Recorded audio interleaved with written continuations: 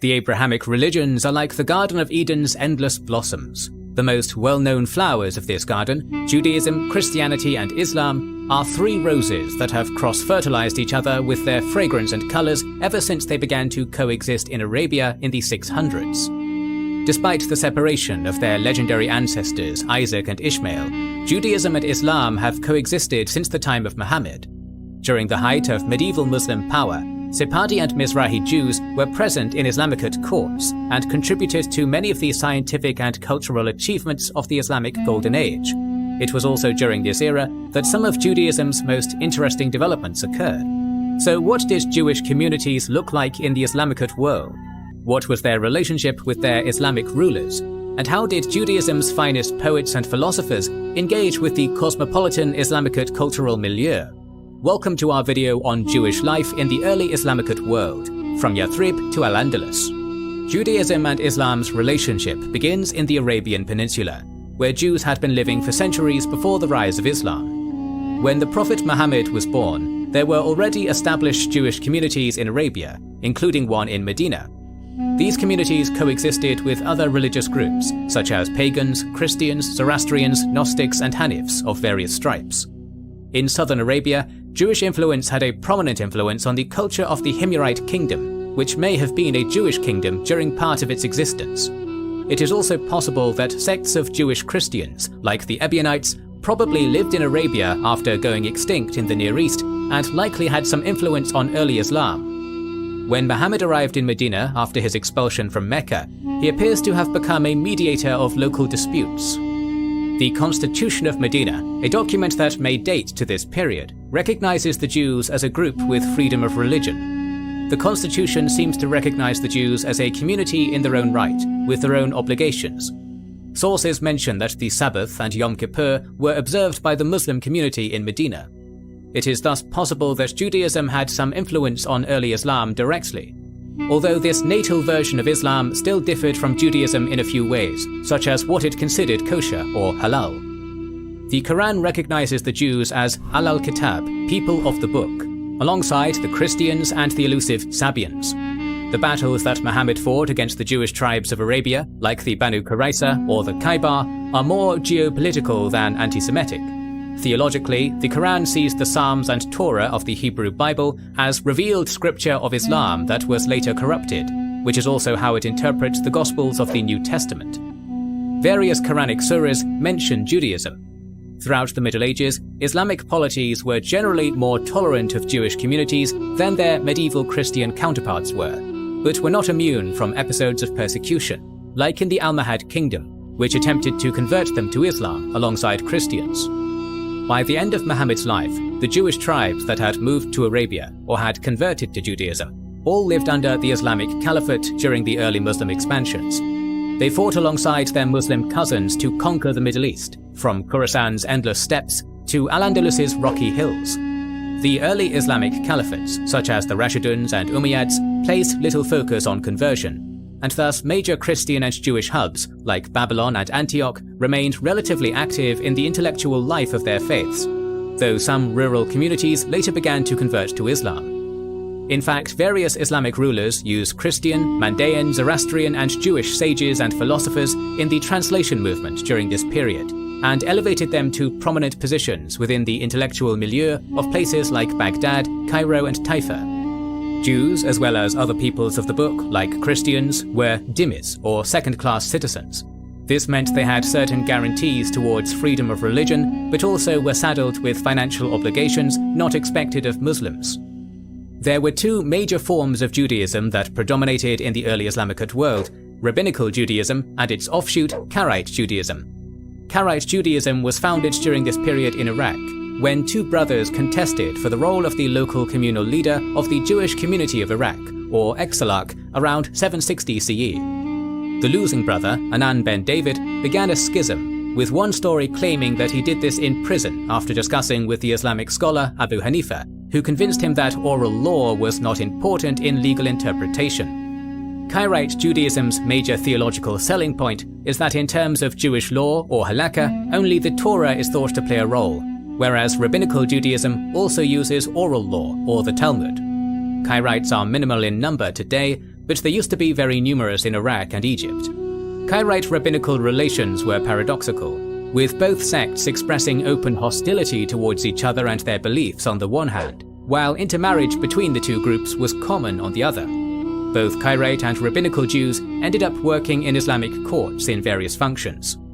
Rabbinical Judaism during the Islamicate Golden Age was adopting a new, unique form of organizing itself, the so-called Age of the Geonim. The Geonim were like medieval Judaism's equivalent of the vice-chancellors of Oxford and Cambridge, for they presided over large Jewish academies in Babylon, which studied the Torah, and also presided over running the Jewish calendar, influencing Jewish communities worldwide. In addition, there were also different forms of the Talmud during this period. The Babylonian Talmud, the revision of the Talmud that is universally used by Jews today, had been redacted in the 500s CE and was being commentated on by various rabbinical scholars. However, the Babylonian Talmud had a competitor, the Jerusalem Talmud. This version was likely developed in hubs of Jewish thought in Palestine, like Tiberias, as evidenced by the use of Aramaic utilized in the text. Both Talmuds had some popularity in the late antique and early medieval period, but the Jerusalem Talmud faded in popularity by the Islamicate period in the 700s CE and fell out of use as Babylon gained prominence. By the end of the 10th century, the Rishonic period of Jewish history began, as the Geonim in Babylon gave way to locally influential rabbis. This was defined by leading regional rabbis like Moshe de Leon, who wrote the Zohar, Kabbalah's most important text, and Avraham Abulafia, who founded ecstatic Kabbalah, a form of Kabbalah focusing on asceticism and prophetic experiences. During the Rishonic period, there were prominent Jewish communities in Al-Andalus, the Maghrib, Yemen, Egypt, Palestine, Syria, Iraq, Iran, and Central Asia.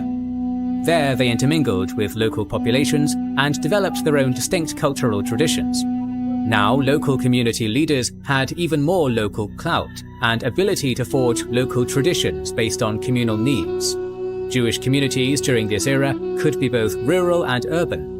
The Jews of Morocco and Palestine had a presence in villages, while the Jews of Egypt and Andalusia were more urbanized. Some Jews even rose to positions of high political power, such as Samuel Hanegid of Granada, a rare example of a Jew becoming the prime minister of an Islamicate state. These regional divides broadly resulted in the divergence of the Jewish people into two distinct cultural categories, the Mizrahim, or Jews from the Middle East, and Sephardim, or Jews of Al-Andalus. These categories still exist today, alongside the Ashkenazi, or Jews of Central or Eastern Europe. The Islamicate Golden Age, well known for its great advances in art, science, and literature, was also an era of great cultural advancement for the Jewish people. Both as members of broader Islamicate societies, as well as inside their own communities, Jewish peoples experienced magnificent cultural development through their access to the Islamicate cosmopolitan milieus of Mecca, Athens, Persepolis, Jerusalem, and Alexandria. The most famous Jewish thinker of the time is Moses Maimonides, or Moshe ben Maimon. Born in Cordoba in 1135 or 1138 CE as a scion of a line of Talmudic judges, or Dayans, he was educated in various Hellenistic philosophies via Arabic translations, as well as Jewish halakha and medicine.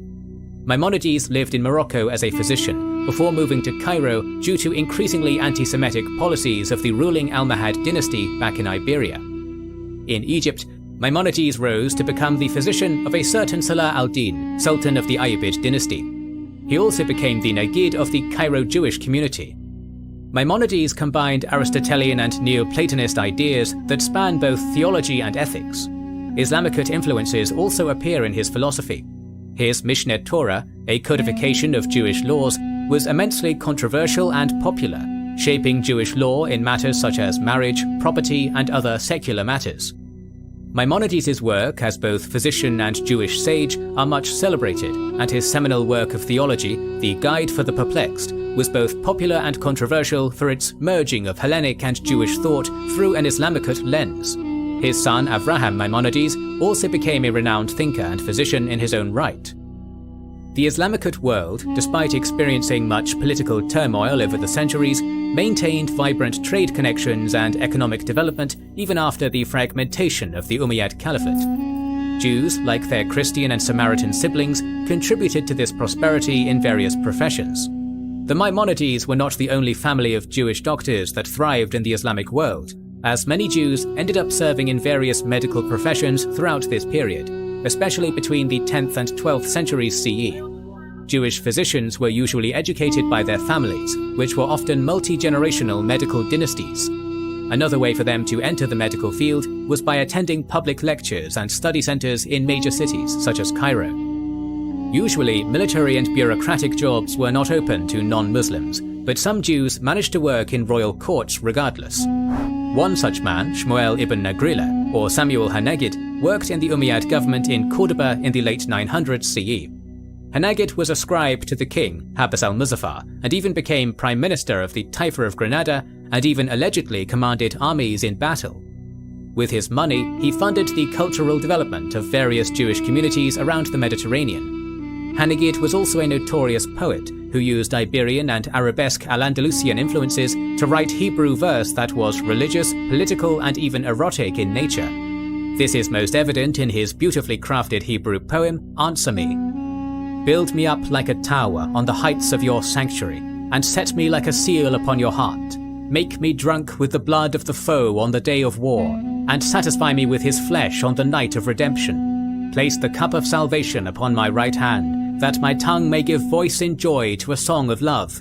For nearly 1,000 years I have declared my sorrow, with many tears and with fasting. Will you not answer me? This pattern also appears in Egypt, where both Cairite and rabbinical sources in the Cairo Geniza, a place to deposit sacred scriptures no longer in use, show remarkable literary creativity.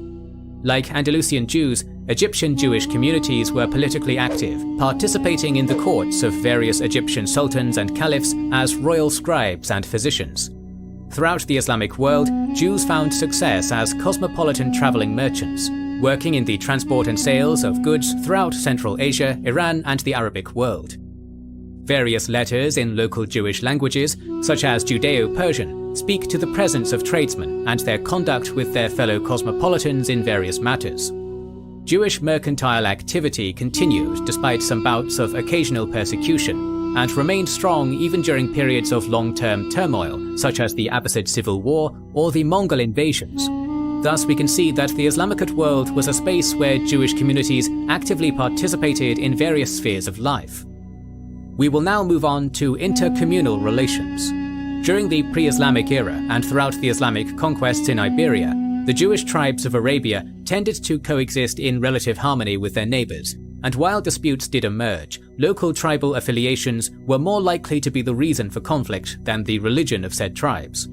Did this shift with the advent of Islam? As we have seen, there was a general view of tolerance in the Islamic Golden Age, but we also know that movements of anti-Semitic hatred occurred. For instance, the Granada massacre of 1066 CE, where Muslim mobs stormed the Granada palace and killed many of the Jews of the city, including the sons of the then deceased Samuel Hanagid. Another example of anti-Semitism in the medieval Islamic world is the reign of Caliph al-Hakim, one of the Fatimids, who placed very severe restrictions on the Jews of Egypt. At times, some Islamic caliphs, such as those of the Almohad dynasty, would try to force the Al-Kitab to convert to Islam.